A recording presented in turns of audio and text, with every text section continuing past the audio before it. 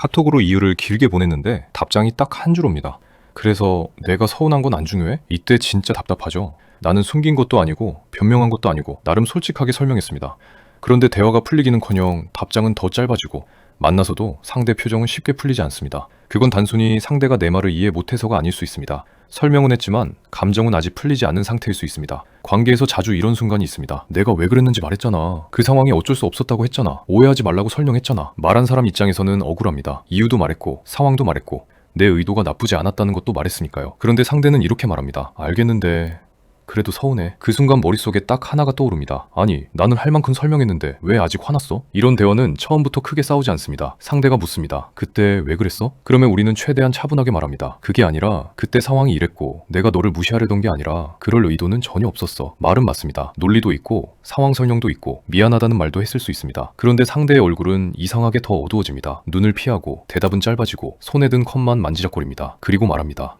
알겠어. 근데 그 알겠어가 전혀 괜찮다는 말처럼 들리지 않습니다. 여기서 우리는 불안해집니다. 내가 뭘 더 말해야 돼?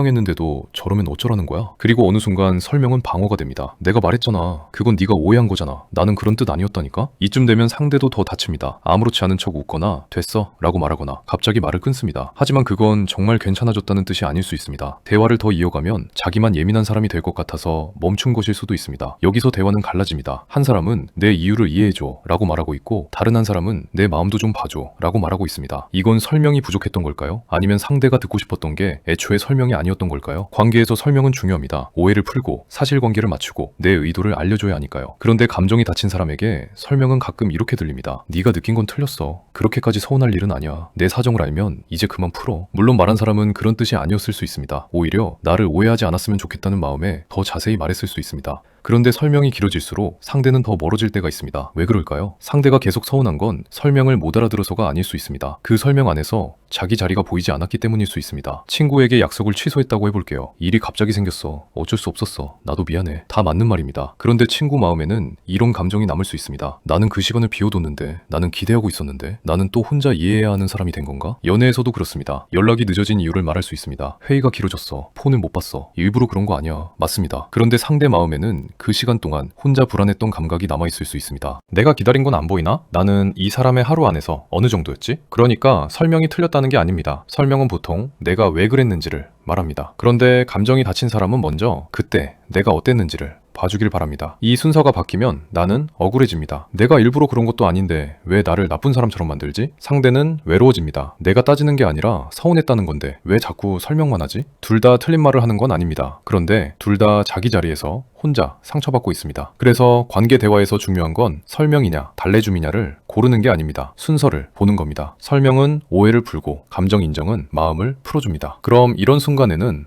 어떻게 봐야 할까요? 기준은 세 가지입니다. 첫 번째, 이유보다 먼저 감정의 이름을 불러야 합니다. 내가 왜 그랬냐면 보다 먼저 그때 너는 서운했겠다. 그 말 듣고 불안했겠다. 나는 설명했다고 생각했는데 너는 아직 혼자 했을 수 있겠다. 이건 지는 말이 아닙니다. 상대의 감정이 대화 안에 들어올 자리를 만들어주는 겁니다. 두 번째, 의도가 괜찮아도 영향은 남을 수 있습니다. 내 의도는 나쁘지 않았을 수 있습니다. 하지만 그 행동이 상대에게 준 영향은 따로 남을 수 있습니다. 그럴 의도는 아니었어. 에서 멈추면 상대는 더 막막해질 수 있습니다. 대신 이렇게 말할 수 있습니다. 그럴 의도는 아니었는데 네가 그렇게 느꼈다면 그 부분은 내가 봐야 할 것 같아. 책임을 다 떠안는 말이 아니라 관계를 놓지 않겠다는 말에 가깝습니다. 세 번째, 정보가 부족한 건지 마음이 남은 건지 구분해야 합니다. 상대가 묻는 게 무슨 일이 있었어? 라면 설명이 필요합니다. 그런데 반복해서 말하는 게 나 그때 너무 서운했어.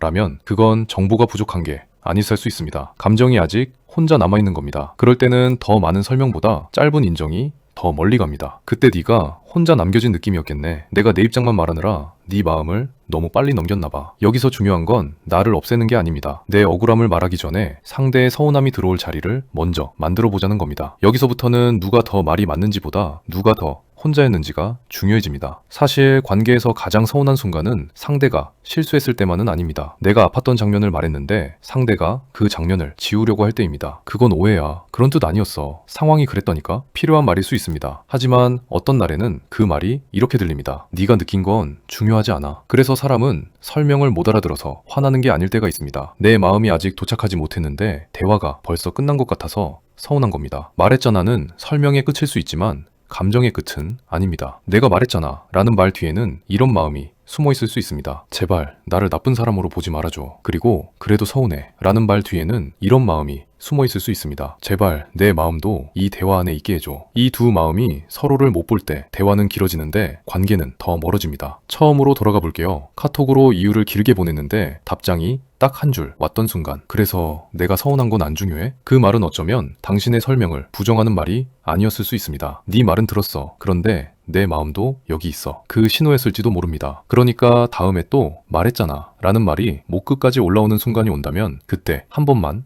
멈춰봐도 좋겠습니다. 나는 지금 이유를 말하고 싶은 걸까? 아니면 내 억울함 때문에 상대의 서운함을 아직 못 보고 있는 걸까?